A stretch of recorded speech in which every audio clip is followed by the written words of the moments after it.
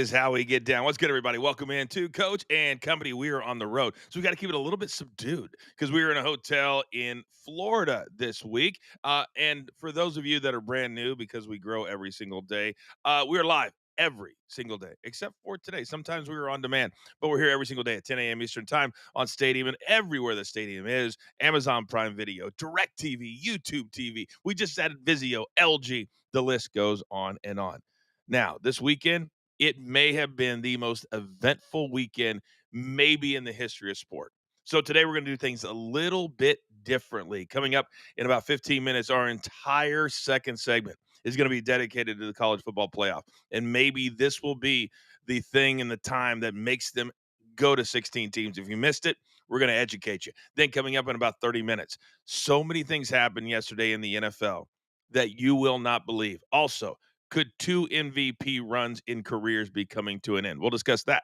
Also, coming up in about 45 minutes, a gigantic Monday night football game tonight. The Eagles stumbling to the finish line.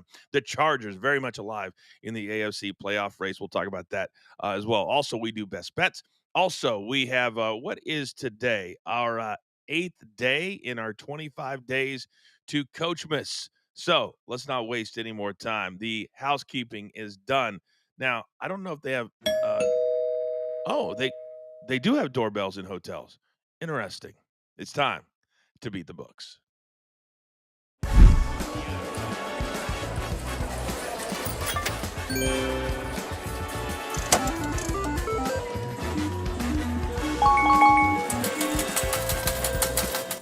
Oh, I got my boys here today. And I got to tell you, we got to take our fandom out because we got to report and we got to cover just as we would any other team. So, Mikey, it's been a long 7 days for you, big dog, but you're here.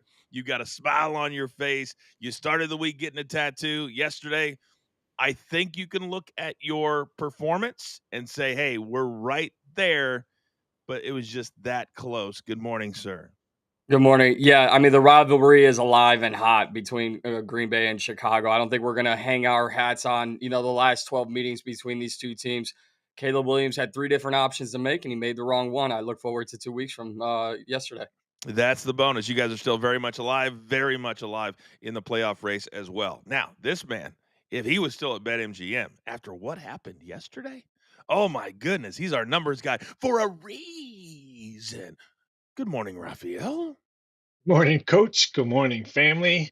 What a Sunday it was. What a weekend it was of college football, college basketball, NFL, and the GOAT won another title. Joey Chestnut, the chicken wing champion on Saturday. The chicken wing champion. I feel like the chicken wing champion from Saturday myself. Still sitting there. Finally, he is from Memphis, Tennessee, where they have a group of five college team, and all of a sudden the group of five is standing up and said, let me be counted. DG, what's good? Good morning, boys. It is a glorious Monday, and I will just want to share a little information. The Cowboys, they tied the Green Bay Packers. We might have lost to the Bears, but that makes us better than the Bears because we didn't lose to the Packers. Wow, look at poo poo face. Just that quick. That quick. Mikey, we all know you. When you get your lips like that, you're pissed. You are pissed. Would you like a retort? I've just never seen someone brag about a tie. Hey, we didn't win, we didn't lose, but your team beat mine. Hey, Mikey, you've got a lot in your trunk right now that you've bragged about this year. I'd be very careful because DG knows how to edit. He knows how to bring video back. That's all I'm saying. That's all I'm saying. Do you want to continue down that road? All I'll say is I didn't have to pour a bucket of ice on me. That's Oh my God, we have some of the worst trash talkers in the history of trash talkers here at Coaching Company. If you're wondering, yes, I acknowledge that. Soupy, what's good? All right, gentlemen, we've got to have 5 winning days, but you can't have 5 without one. So let's get it started. Oh, I see that hand going up over there, and I appreciate it. DG, let's go. Best bets, you're up.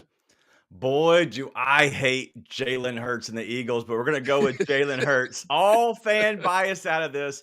We need over 28.5 rushing yards. It's at minus 114. The Eagles OC mentioned this week They want to get Hurts more involved in the designed runs. And so why not going up against a Chargers team, the seventh highest scramble percentage in the league? Let's take Jalen Hurts to get us 29 or more rushing yards at minus 114. And then Omari and Hampton, questionable, expected to come back. I like his 10.5 receiving yards. We're going to go over there at minus 114. He went over in 4 of the 5 games this season when he played. He did get hurt. Should be the first game back when he's going against an Eagles team really good against the run. So why not have him check down for the Herbert, who's a little injured, and get over 10.5 receiving yards? You know what's going to be interesting is that normally, I'm about 46 exact miles from SoFi. And I've heard that all of the flights from Philadelphia were completely full this weekend. It's going to be a home game tonight.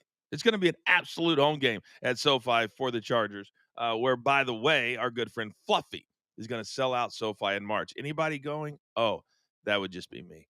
All right. Hey, DG, don't hate because Fluffy's a good friend of mine and I'm inducting him into the Hollywood Walk of Fame. So jealous. Yeah, I'm telling you, things could be different by March. You never know. All right. Great job, DG. All right. Mikey P. Let me come over to you, big dog. What do you got today?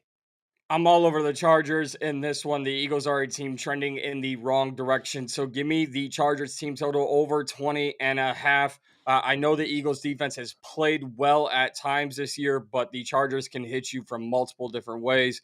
So I like them to put points on the board. And yes, Omari and Hampton is back, but if you're in a playoff race like the Chargers are, the one thing you cannot do is run your injured rookie into the ground. So I actually like his backup, who played well in his absence, Kamani Vidal, over just 36.5 rushing yards. I think we'll see the two back split time. I think Vidal can get at least 40 yards on the ground. Doesn't it feel weird, just kind of like the spread yesterday on the Texas Chiefs? We talked about it made no sense. This tonight, I know the Eagles are 8-4. I know they're technically a first place team, but favored on the road against a Chargers team that's a playoff team right now just feels like a weird number. Feels like a weird number. We'll talk about it in 35 minutes or so. All right, Raphael, I'm going to go next. I'm going to let you go last. Now, since Big Chuck isn't here today, I thought I would prove. Oh yeah. I'm a next level soccer capper, boys. Now, there's one game in the English Premier League. They do things like the NFL. They have like one Monday night game. And tonight, or day soccer for us here in the States, it's kind of like imagine if, I don't know, the Titans were on Monday Night Football or the Browns were on Monday Night Football. That's the equivalent of the Wolves who are playing Man United. I'm going to go something I never do. Money line minus 147. Because if I lay a goal, it's like minus 108, but I got to win by 2. This way, I only got to win the game. The Wolves have played 14 games this season. They have won this many. 0. You go back and you look at all their last 5 games, 0, 0, 0. They don't even score. So all we need is for Man United to get to 1. I almost played to nil, but I don't want to talk over your heads with soccer like I normally do. So we're going to keep it very simple. Then I like an over. There's only 3 NBA games tonight. Spurs, Pelicans. The Spurs have turned into an absolute over team. So you put the Pelicans, who play no defense, and they can also score. I love that over too. So I'm going to go soccer, NBA today. Raphael, you're up, big boy. I'm going with 2 NFL plays because the schedule maker decided to give us 3 NBA games, pretty much 0 college basketball games, and a handful of hockey. So I'm going with 2 Monday night. Give me Justin Herbert over 17.5 rushing yards. All day yesterday, I'm watching football. This quarterback's not healthy. And what are the quarterbacks doing? They're running all over the place. So Justin Herbert is going to run the ball today. He's hit this number in 5 out of 6 games. And this year alone, 9 out of 12, he has hit 17.5. I'll take that over for a QB rushing yards. And then give me Devontae Smith over 4.5 receptions. It's juicy at minus 125, but grab it because it's going to be probably minus 135 or 40 by the time me and Mikey are on the air tonight. I think he's going to be a big target, especially if the short game, if the Chargers want to blitz. I think he's going to do a lot of maybe screen passes or wide receive screen passes right down the middle. I think 4.5 is an easy winner for Devontae Smith today. That is a nice tease for you there, Raphael. I forgot. Schedule-wise today, Monday Night Grind, live tonight, 7 p.m. Eastern Time, only on YouTube and socials, not on Stadium, but we'll count down to our final game of Week 14. Gentlemen, well done. I see it's 8. I like 6-2. I think 6-2 absolutely works. All right, best bets are done. But we're trying to give back every single show, every single day. So now, without further ado, it's day 8 of our 25 days to Coachmas.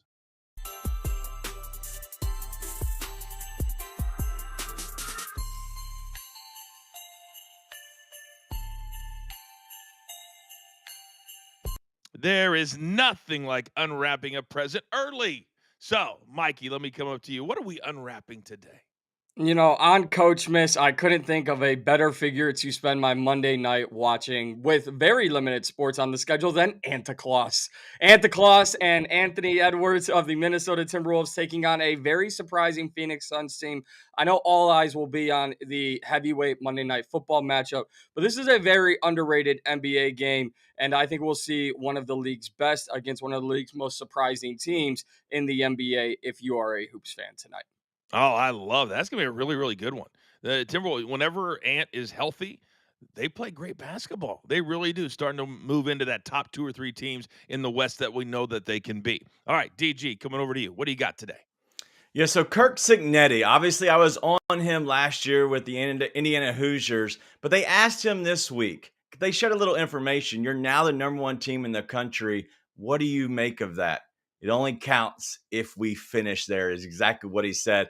But now you're talking about Kirk Cignetti took over Indiana, the lowest winning percentage in college football history prior to his arrival. Well, they've only lost 2 games since he's been there. But the great thing that I think about all of this, it's not the fact that Indiana is there in the playoffs, the number 1 team, the number 1 seed, but who's the other team? His former team, James Madison. They're also there. What that means to me is he's a true culture changer there in JMU, but also Indiana. Both of his teams, his former team, and now his actual team is in the playoffs in the same season. He's doing exactly what we talk about that Lane Kiffin didn't do. You can make your legacy anywhere now in college football. That's exactly what he's doing. It's so exciting what Indiana's doing, and listen to the players watching them play. I can talk about Indiana all day long. We'll talk about more college football coming up in about 5 minutes. All right, Raphael, what do you got? This is one of the days I wish the Z was still here because this is a gift for all of South Beach, the football fans in South Beach. The Miami Dolphins now every Sunday get to watch a team play with pride. They have been playing some really, really good football, winners of 4 straight. And don't forget, they beat the Buffalo Bills in that winning streak of 4 straight. Remember week 7? This team was garbage. Fire the head coach. Tua gone. This team doesn't need to be in the league anymore. This team is awful. This team sucks. Well, you know what? This team plays with a lot of pride. I saw yesterday when they beat the Jets. Everyone's happy. Everyone's playing well. Defense looks really good. Pride. I like to see that in the NFL. Yeah, I like pride. I like that gift a lot. Mine is kind of in the same vein. Mine's all about perspective because last night so many people walked up to me at the event I was at there. Oh, are you pissed off that the Chiefs are losing? They're not going to make the playoffs. And I literally stopped myself and I said, you know what? 26 years ago, I was very lucky. I got fast tracked in my career. I got to work in Kansas City with the only quarterback before number 15 to win a Super Bowl title for us. And that was Lenny Dawson. And I thought that would be the closest I would ever come. So if you would have told a young coach 26 years ago that you'd have 3 Super Bowl titles in my lifetime, I would have told you I'll take that all day. Tom Brady had over 10 years that he did not win. So, no, I'm not pissed off. I'm glad that we're in the conversation. I'm glad that number 15 has come. Do I feel bad for number 87? I do. Watching him on the bench last night, this is not the way that he wants to go out. But guess what? We all lose to Father Time. Perspective when you're in a fan is very, very, very important. And it starts here with me. I'm not pissed off. I'm just happy to be in the game. Now, we're just getting started here on a Monday. Still to come, we got to unpack the college football playoff. 2 teams that maybe you didn't expect. Also, a ton of news from the NFL and also Monday Night Football. We're just getting started. Thanks for hanging out with us on a Monday. This is Coach and Company, as always, right here on Stadium.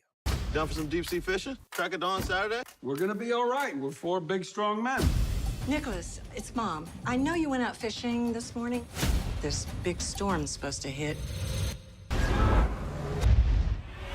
have some men out on the open water. 4 men in the middle of a giant storm. This is now a rescue mission. No visual. Weather getting worse. Captain, is my boy still alive? Hope is the strongest thing that we have.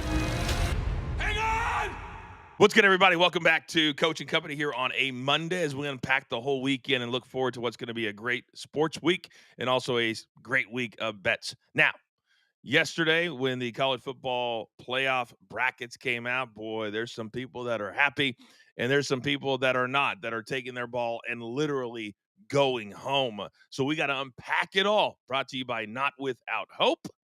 Ladies and gentlemen, let's go back to school.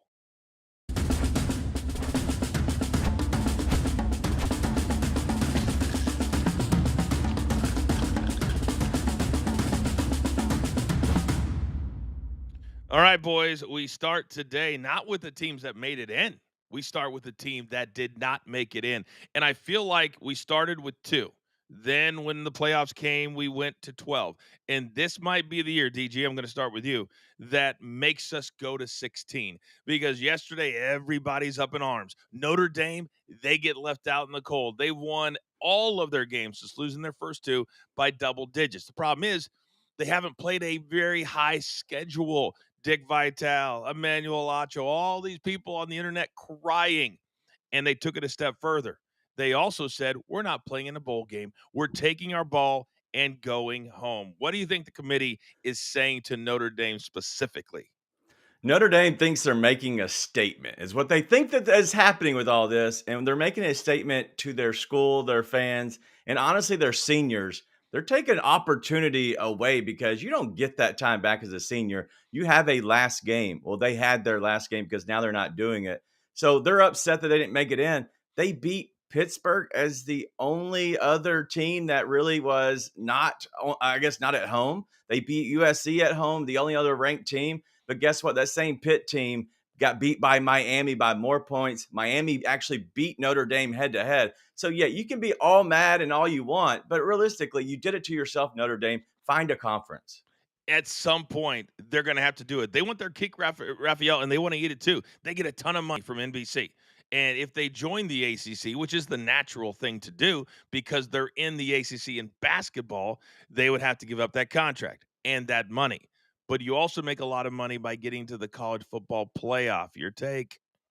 Yeah, I think this is the reason why they got left off. So we can talk about join a conference, not add more teams to the college football playoff. If they let Alabama out, then today we would be hearing, oh, we need more teams because an SEC team is not in there. This is all about Notre Dame. Get off your high hat. Who cares about NBC money? Come join the ACC and play some real football. Has nothing to do about expanding. It always hurts when I sit on my hi hat. It hurts a lot. Mikey, let me come over to you because there's a little irony also in this college football playoff. Is that one of the matchups is Tulane?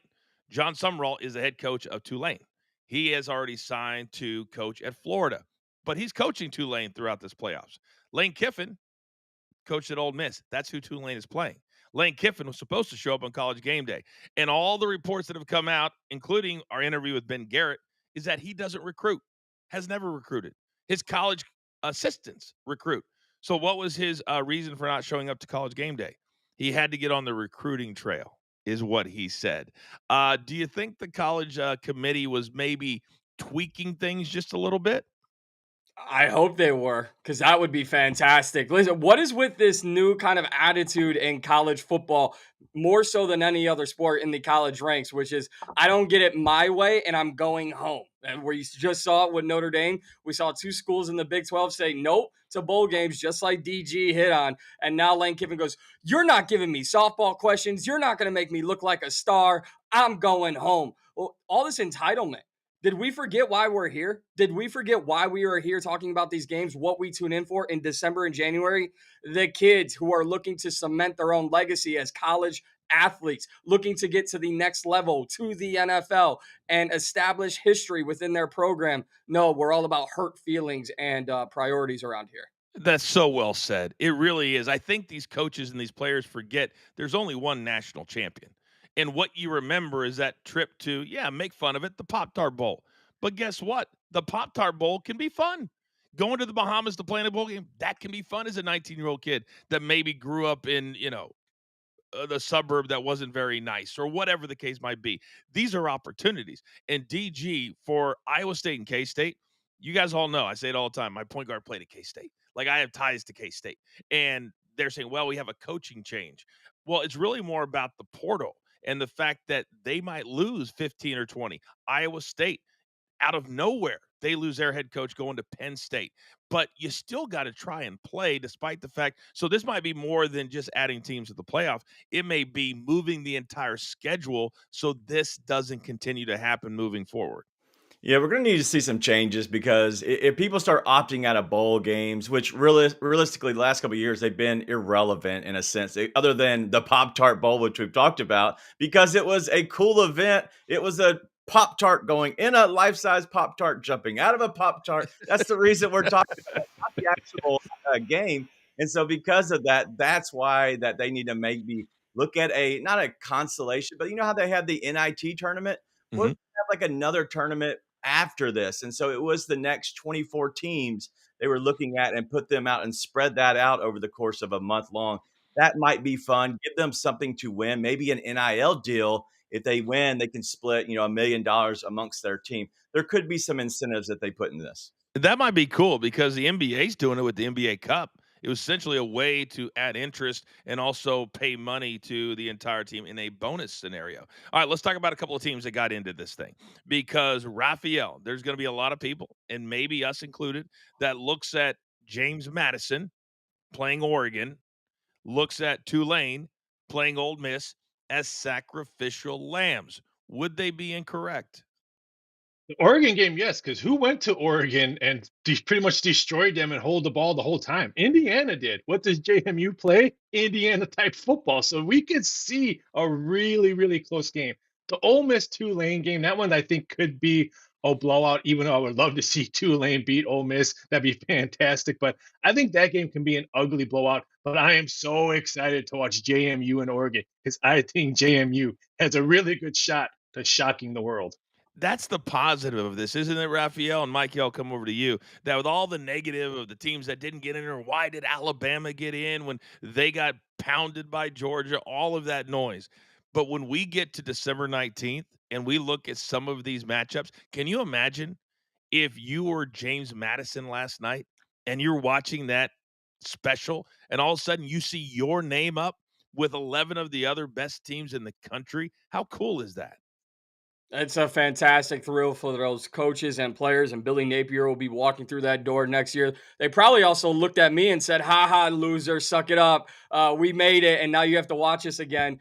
But I look at the Tulane Green Wave as the team that I'm actually more excited for because Raphael, I hear you that it might be a blowout for Ole Miss, but what if it is not? Tulane has shown not only did they put a stop to a North Texas offense, and I'm not comparing those two, but North Texas had a very explosive offense.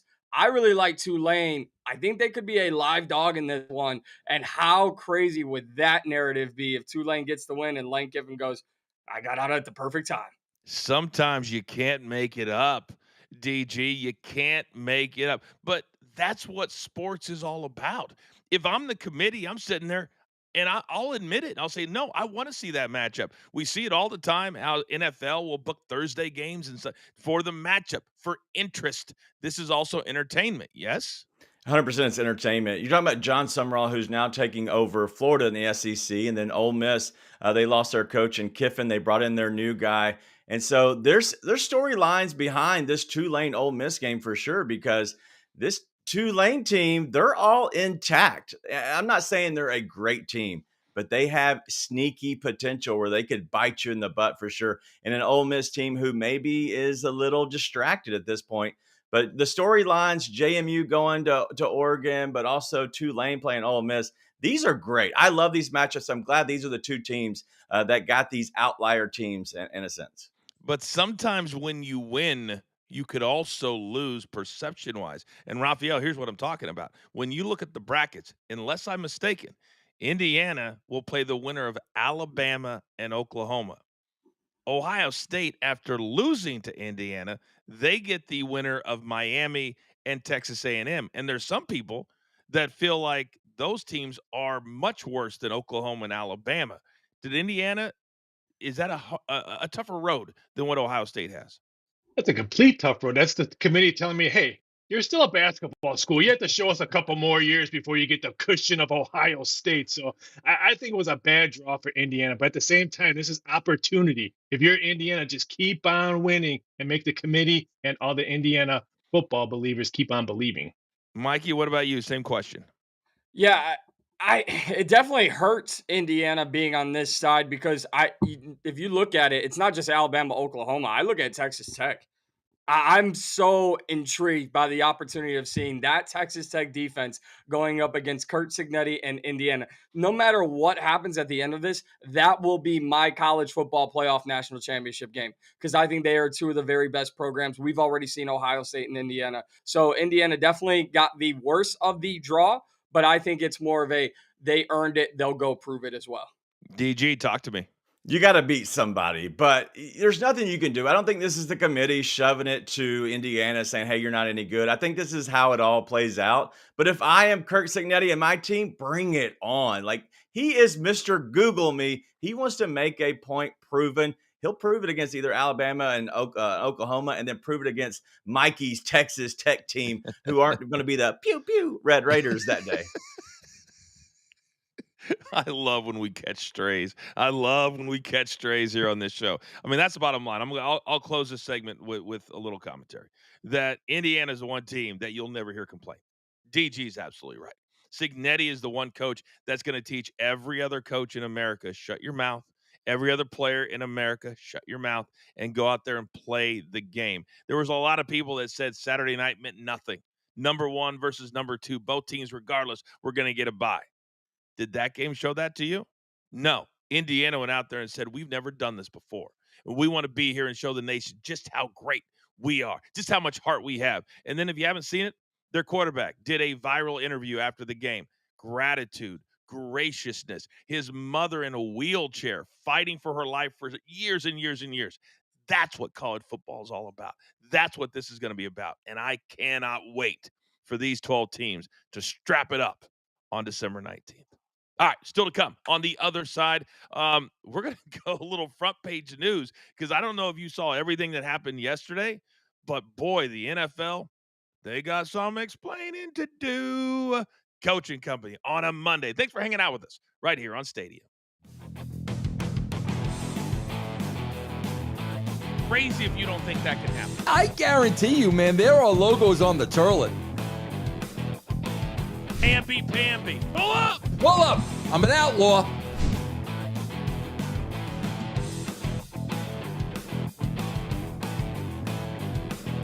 Coaching, bro. Coaching, bro. Coaching, bro. Coaching, bro. What's good, everybody? Welcome back to Coaching Company here on Stadium on a Monday. If you're watching us in the East, it's 10:32. If you're watching us out in the West, it's 7:32. Or, of course, all of you that watch us on demand throughout the day. We just had a great discussion on the college football playoff. But the NFL, boy, they made some news yesterday. We got a bunch of topics that we need to talk about right here and right now, presented by Not Without Hope. This weather is not good. We gotta wrap it up.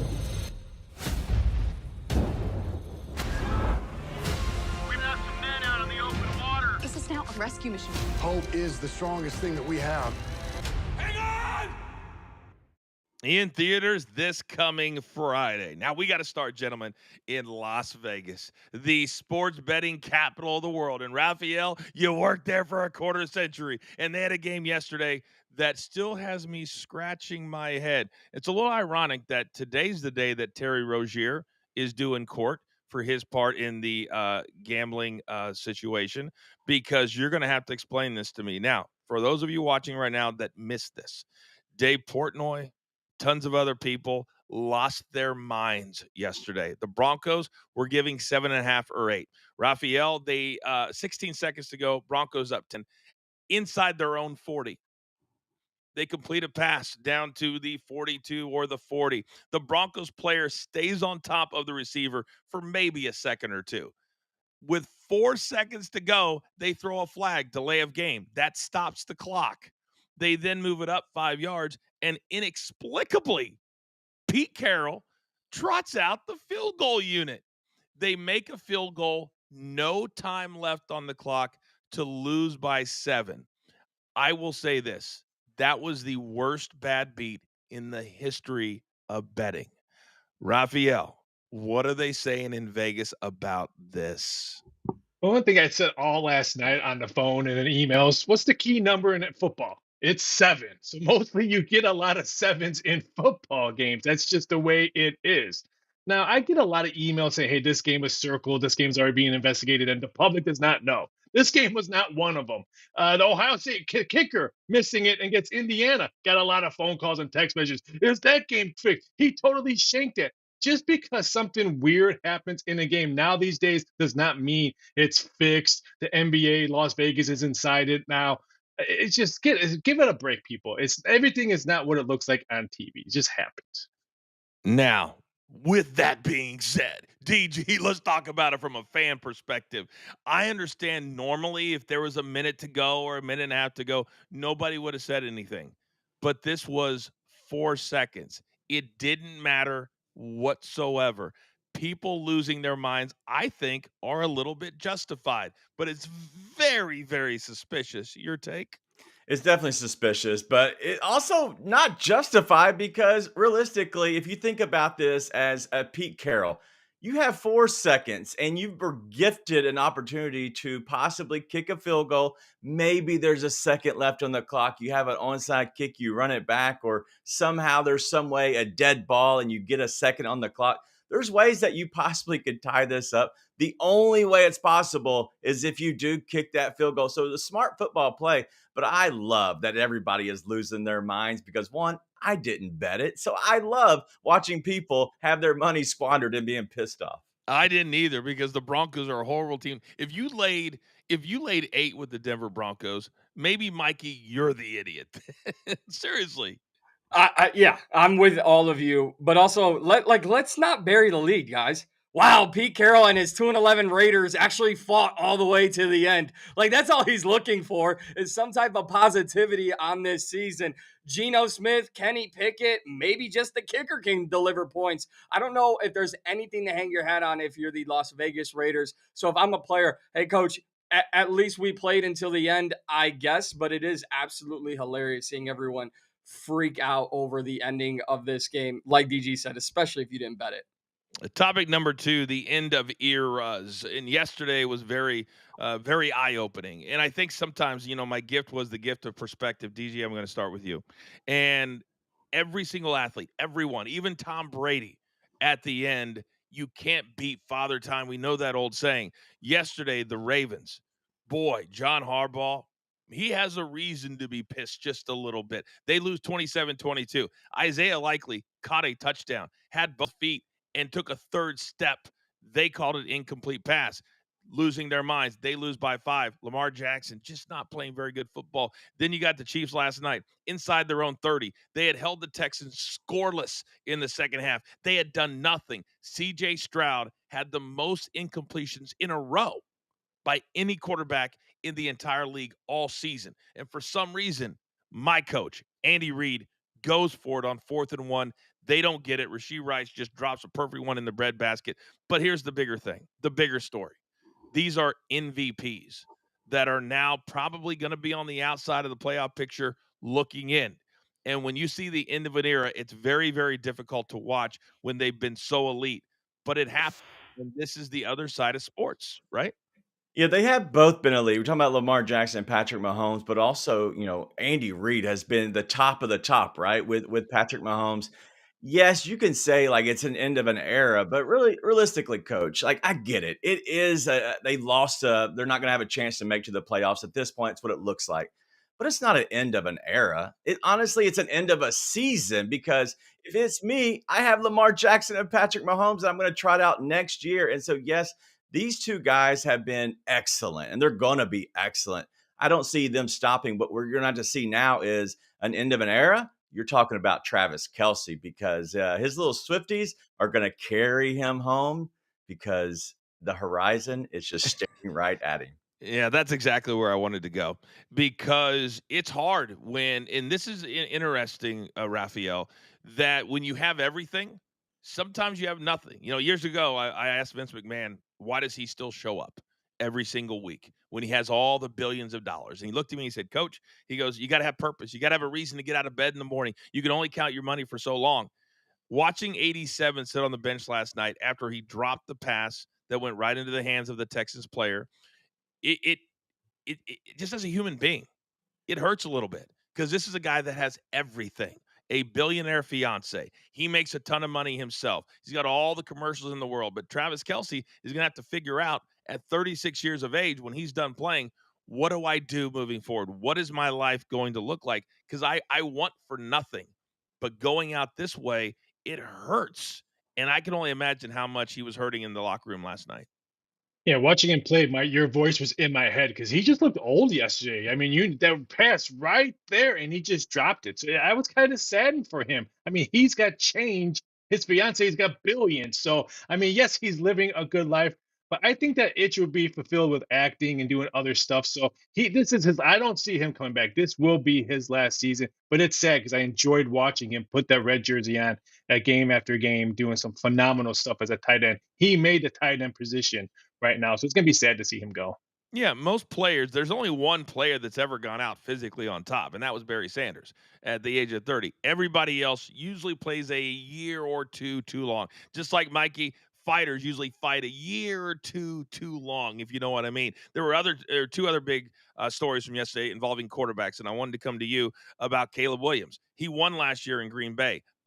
Did not win yesterday, interception at the end, but they were down 14-3.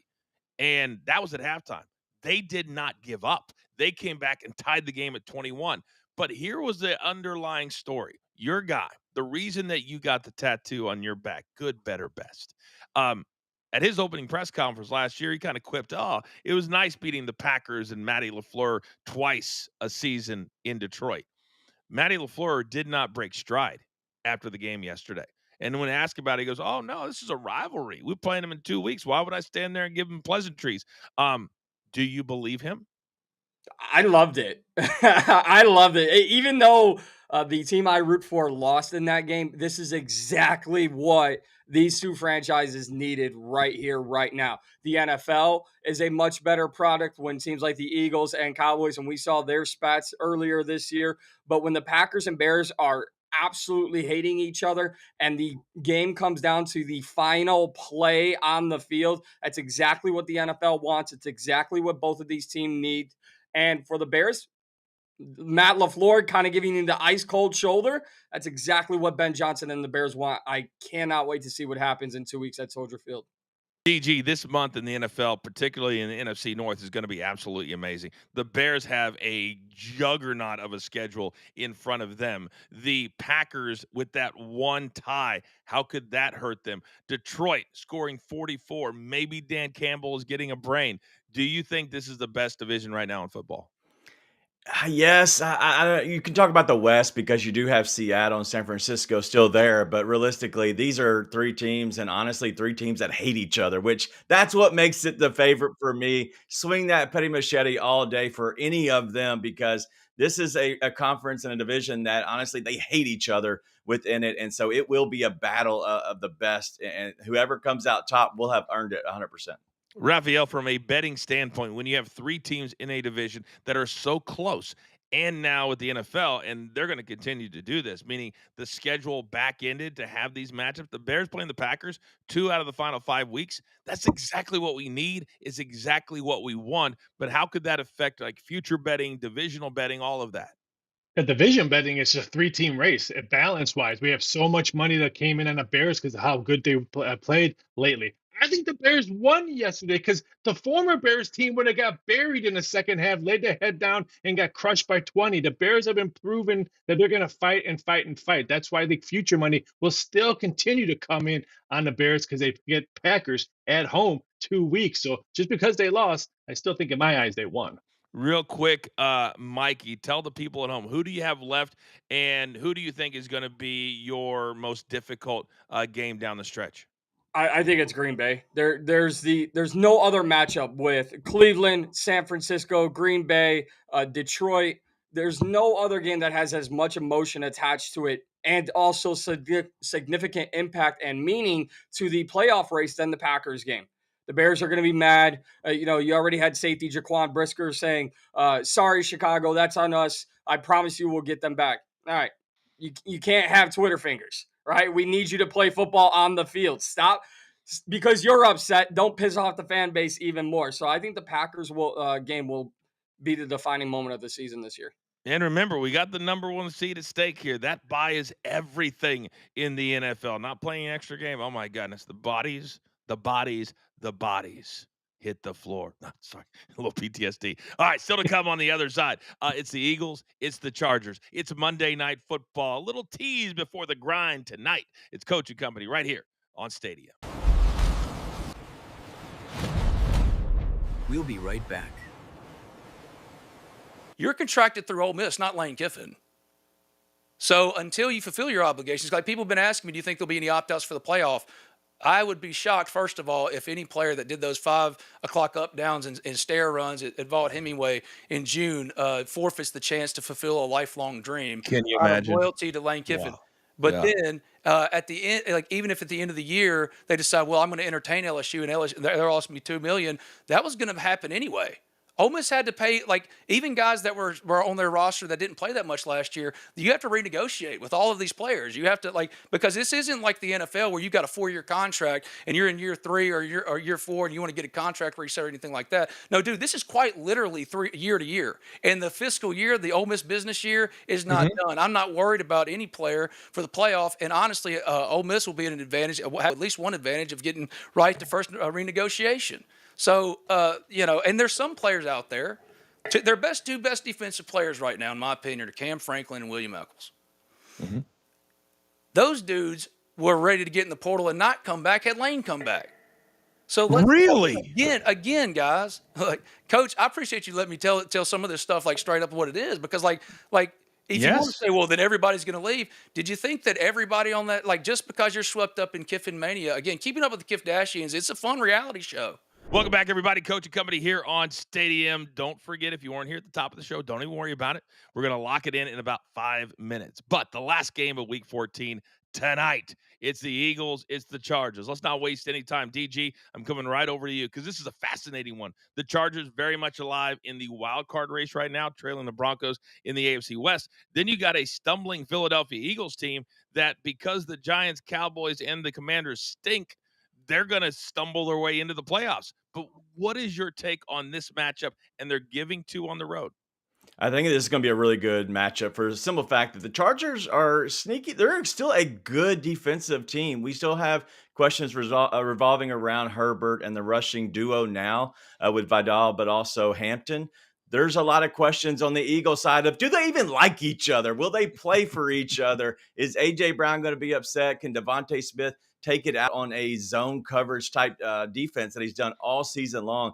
I love this matchup because it is 2 bulls going head to head at this point, and I think it's going to be really a defensive battle. But whoever comes with the biggest play on the offensive side, I think they end up getting the momentum and win this game for sure. And it kind of feels, Raphael, from a numbers perspective, like the Texans and the Chiefs last night. You've got the Chargers at home, fast track. They play great there. And the Eagles that have not been playing well. But I think it's because of the fact they're Super Bowl champions. They're defending champs. And they have been dominating for the last couple of years. The books can't see themselves making the Eagles even a money line, even, or an underdog against the Chargers. Would I be correct? You are correct that they're the Super Bowl champs, but you're also correct that there's no home field advantage in LA for this game. There's going to be more green than baby blue in the stands. So I think that's another reason why every time you look at Charger games, you almost have to take a point or 2 points out of their number because they're not going to be the true home team. This is a perfect example. That's why I say wait. If you like the Chargers, there's 2.5 that just popped up like 5 minutes ago. Would we see a 3? Could I get the Chargers +3 by kickoff? That would be fantastic. Well, I hit my teaser yesterday, Mikey, with the Bears +12.5 and with the Bengals +12. This feels like a great teaser spot. If you want to take the Chargers, you give me 8 and you pair it up with something else today. I think I'd be all about that. Yeah, that's not a bad play at all. I'm going to sit here and say I love the Chargers just to win outright. Even with the Eagles losing their last 2 games, they won 2 before that, but they did not play well in those 2 wins. We're looking at a team that is wounded emotionally, on a chemistry side, and physically on the football field. Like I mentioned, they just lost their last 2 games. The Chargers are getting healthier. I think we're going to see Omari and Hampton get featured, but not relied on. So I like the Chargers to win outright while Philly keeps scratching their head. And coach, what do I love? What do you love? What do we love? Chaos. Chaos. And DG, let me come back over to you, because the one thing you love is, or hate, is arrogant players or coaches when they get it thrown right back to them. The Eagles, they've loved their head coach because he loves to kiss off the other fan bases when he's running into tunnels and all of that. But when it starts going the other way, it's a healthy dose of humble pie. Is that what the Eagles are getting right now? God, I hope so, coach. And you know me, like I hate the Eagles and their fans. They'll probably throw a snowball at me somehow, some way, other than Santa Claus. But somehow, if we can just get Sirianni to eat a little humble pie, it always makes for good drama. And we're starting to see that more and more because this Eagles team, they're reeling. They have a chance to get back on track and finish the season. Honestly, they finished strong because they got to get Saquon Barkley going. I think that starts with Jalen Hurts. You start Jalen Hurts on his feet, get him running a little bit. That opens up more of the lanes on the play action. Even if they don't win going forward, I think there's a lot that's happened this year that will force the NFL to rethink having a division winner automatically get a home game. Because I can't have a 11-win 49ers team have to travel to play the Eagles, who are 9-8. It doesn't make any sense anymore. We've got to move towards the records. All right. I am fired up. I am fired up for a winning week, and it starts today. Let's lock it in.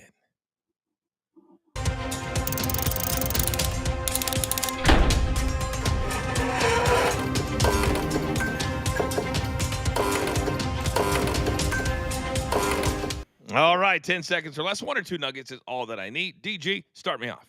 Let's take Jalen Hurts on his feet here. We're going to go over the 28.5 rush yards at minus 114.